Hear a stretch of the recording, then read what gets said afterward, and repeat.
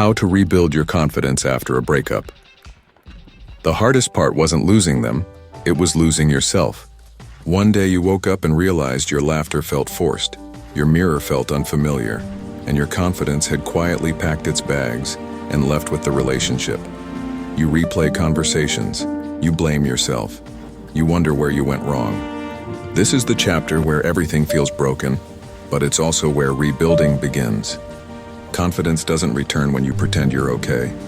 It returns when you stop fighting the pain. Cry if you need to. Journal the anger. Admit the disappointment. Healing starts the moment you allow your emotions to exist without judging them. You're not weak for hurting. You're human. Falling apart is not failure. It's release. You keep checking your phone, waiting for an apology, a message, a sign.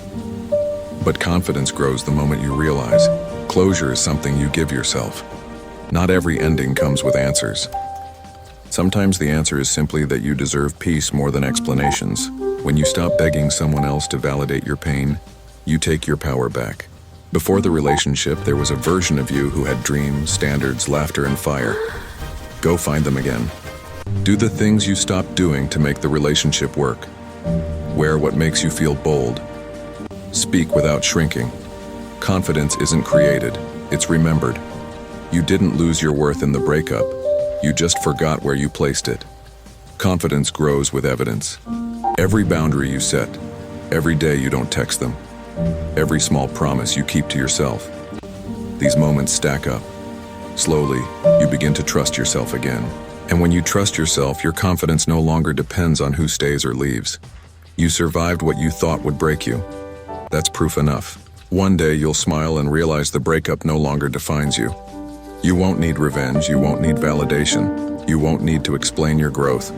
Your confidence will speak quietly but firmly through your peace, your boundaries, and your joy. And the best part? The strongest version of you was built in the season you thought you were losing everything. You didn't lose love, you found yourself. The breakup told you lies, that you were too much, not enough, hard to love. None of those are true.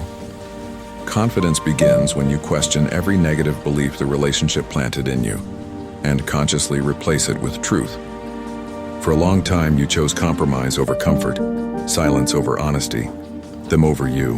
Now it's time to choose yourself without apologizing for it.